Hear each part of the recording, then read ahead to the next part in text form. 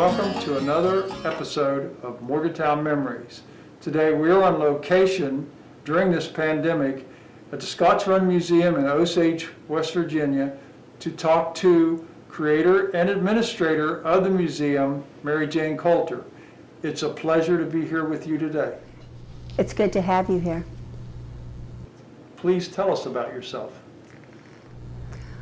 Aside from being the director of the Scotts Run Museum, I'm a mother of one daughter, a grandmother of three grandchildren. I'm a sister to 5 surviving brothers. Prior to being the director of the Scotts Run Museum, I retired from the Mon County school system, 35 years. I had planned to travel after retiring. However, fate has a way of altering your schedule. And I ended up here in the museum, and that is something that I'm very happy with. And it has been quite an educational venture. I have lived in Scotts Run all of my life. However, I thought I knew everything about coal mining and the background of coal mining, but I have learned double that since opening the museum. People come from not only Mon County or the state of West Virginia, they come back to Scotts Run, to the museum, after hearing about it, and from California, Texas. I've had people come from all over the country and out of the country. These are people that grew up and went to school at Cass Junior High and Osage Junior High, and left to join the service or left to go to different industries across the country, the auto industry, the steel industry, and have retired and want to come back to their home place. And it's always really heartfelt when I see someone come in and they look at all of the artifacts that are here, and they're reminded of their childhood in Scotts Run and tell stories. That is a big part of this museum, is to come in and sit down and have coffee or something to eat and tell about about your childhood in Scotts Run. And it's very enlightening. In the 7 years that we have been here, I have really been happy with my stay here. How about being the only girl growing up with 8 brothers? The plus was being the only girl living in a coal camp. I was able to get in the number 2 tub first. But the negative was I have a memory of being the only girl at an 8th grade prom without a date. And then the boys would ask me to the prom due to being afraid of my brothers. So I think that kind of sums it up. Did you play a lot of sports having all those brothers, or go fishing with them? No, I was the cheerleader type, and I was a cheerleader at OSAGE Junior High. How did your brothers treat you? Possessive, and I think they had that coal mining mentality,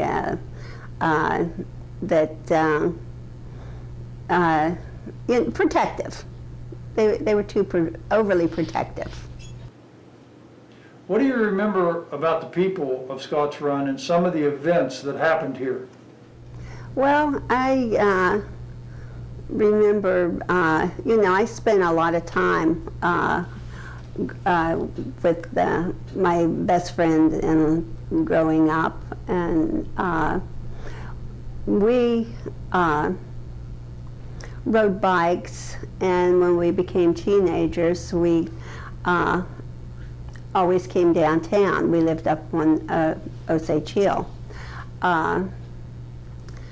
And we would come downtown a lot, and there were lots of beer gardens in Osage at one time. And we not only spent a lot of time peeping through the windows in the beer gardens to see the adults make fools of themselves and make fun, but we spent a lot of time at the shack, roller skating and going to the pool and dances at the shack. And we had the opportunity at that time, which I wish that was still open for kids to have activities at the settlement house.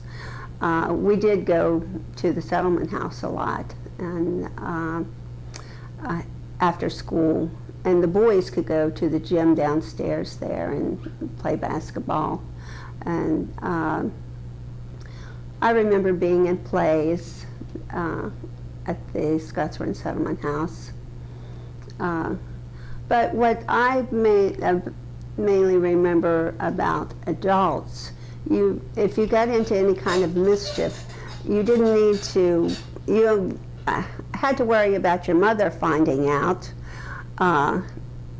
throughout the camp, because you couldn't get by with anything, because the other coal camp women always had a watchful eye for you, and their word was gospel. You didn't have your mother say, oh, that they were making something up on you. You had to worry about them just the same as you did with your mother. What about your parents?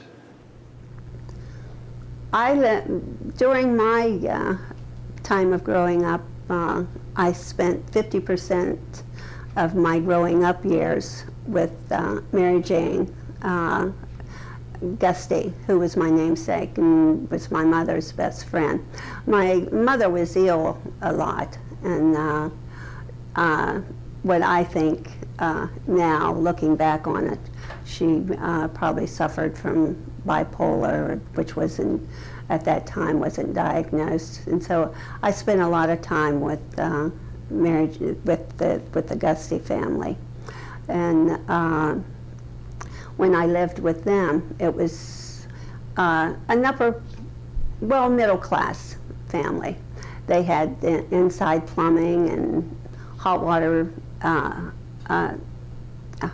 hot running water, and lace curtains and parties and things like that. But then my mother was a single parent that lived on welfare at the time, so that it was two entirely different households. And like I mentioned before, the tin tub, and the only utility that we had was electricity or and cold running water. But I learned skills from being in that house also: scrubbing, using a wringer washer, doing dishes, cooking on a coal stove like I have right here at one point in one of the coal camp houses. But those two hats prepared me for life, because I have had both hats on, and I do well. Well, I think I'm a worldly sort because of that kind of a background. How about the coal industry back in that time? What was going on around here? Well, at that time, I used to think that having a train come through the middle of town with coal dust flying everywhere was kind of neat. But as an adult, I realized the environmental toll that played on people, even myself.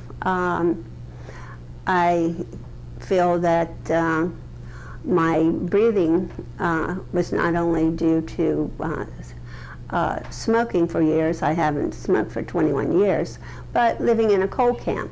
I think that brings a lot of health problems to the residents of all coal camps, really. But until the coal industry started faltering and the mines started moving out, we had throughout the years from the 30s, 40s, at one time there was 2 theaters here, 3 or 4 grocery stores, pawn shops, a jewelry store. It was quite a booming area for a lot of years during the coal mining boom. But when that started happening, well, in the 60s, not only the coal mining that was faltering, but especially the Osage was cut off, and the population diminished when the I-79 was built, and a lot of the houses were bought up, and it has become a sleeping town now. It went from a booming town that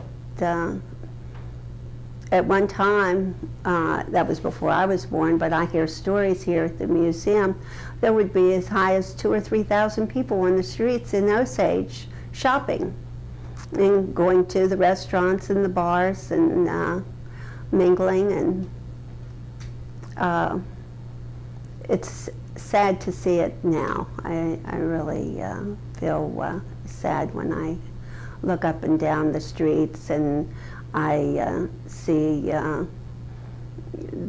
the buildings, no longer see the buildings that used to be here and the people on the streets and the residents.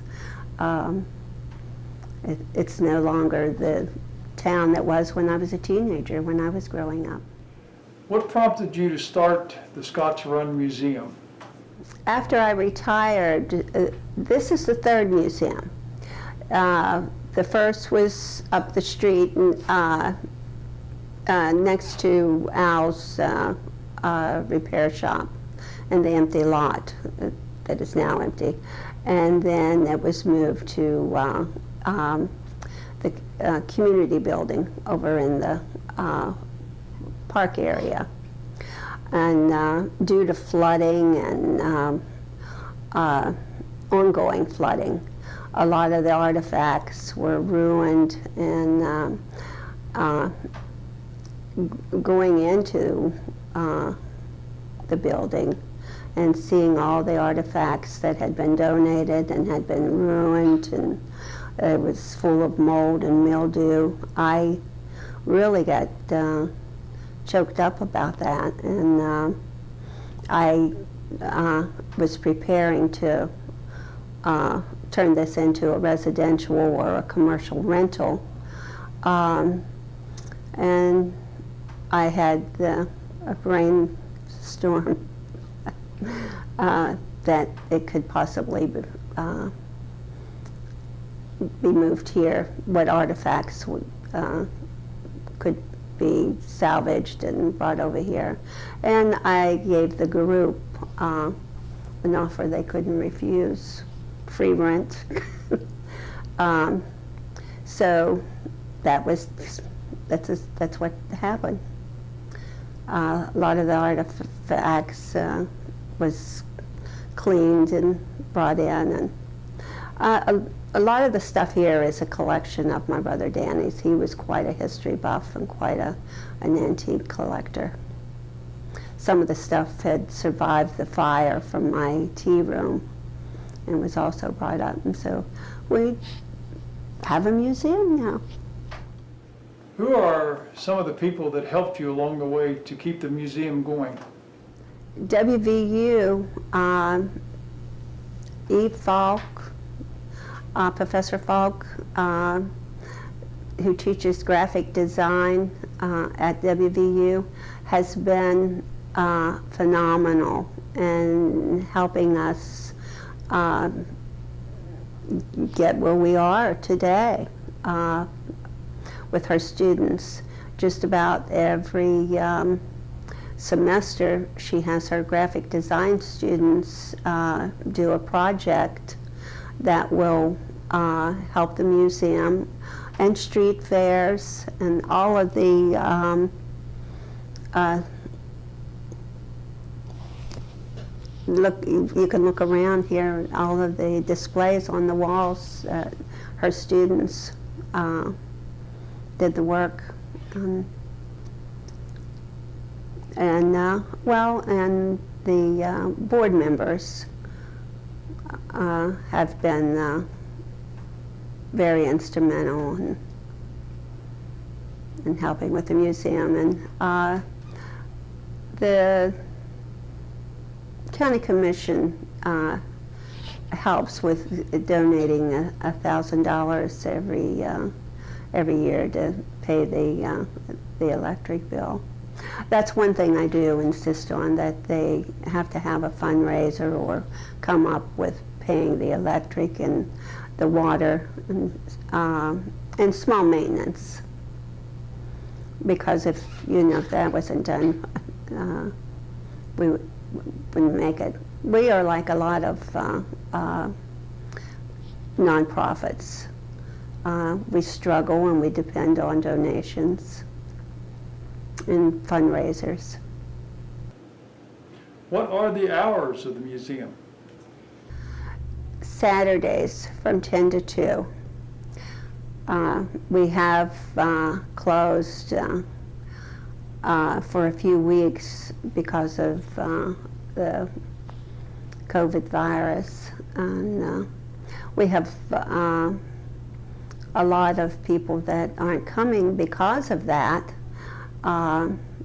The epidemic has really hurt our Saturday enrollment, and which is understandable, because a lot of the people that would come on Saturdays that was religious about coming, they're older and they have health problems. I'm just hoping to get back to where we were on Saturdays. There was times that we would have anywhere from 20 to 25 to 30 people come in on Saturdays. And I hope to regain that. What are some of the prized possessions that you have here at the museum? I really like the old coal cook stove, which is over there, and the coal mining hats and the coal buckets, and I don't think we have one back here, but over there we have it, the canary cage that the miners always talked about. They kept a canary in the mines, and also fed the rats, because when something happened to the canary, they knew that there was gas in the mines. And I have managed to get one of those donated, a fairly nice one. And what else? Oh, I especially like the old Ringer washer. And I can imagine a woman using that to do the laundry and the tubs that we have back there. And when I hear someone say the good old days, I can't imagine that being a good old day. Having to wash clothes on a washboard or an old wooden ringer like that you crank. We have quite a collection of coal mining history books that have been donated by Michael McKernan, who anytime he sees an estate sale, he's on a mission. He also taught in the school system at Morgantown High for years and just recently retired. And his mission in life, I think, is to go to estate sales and bring books on coal mining and all the history that I have here in the museum. And some of them I have read. I'm not sure if I'm going to get through all of them, but anyone could come in and read or check one of the books out. Bloodletting is one of my favorites, about the 3 major coal mining wars when they were unionizing the coal industry. What do you see as the future for the museum? Well, I'm certainly hoping that we can continue, and I hope to have, when this epidemic is over, to have the people that were loyal coming on Saturdays. I hope that they come back, because it took us a couple years prior to getting people to know about the museum and that we were here. One of the board members, Nancy Coulter, she asked me one time, she said, she always called, my name's Mary Jane, but she always calls me Mary. She said, Mary, why do you sit here? No one even comes in. And I said, well, I feel that if I'm consistent about those hours, 10 to 2, that if I'm not, someone will show up, they're not going to come back, and that's what people will end up saying. Well, you never know when they're there. They say they're there from 10 to 2, but they're not. But it took a couple years for people to start coming,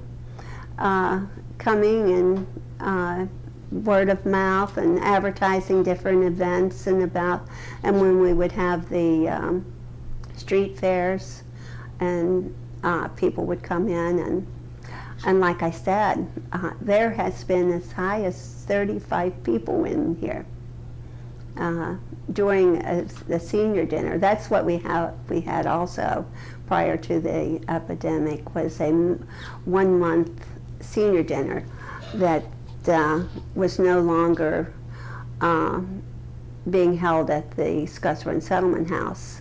And my brother David and Nancy, they were kind of upset because they were no longer having it. So we started having it here.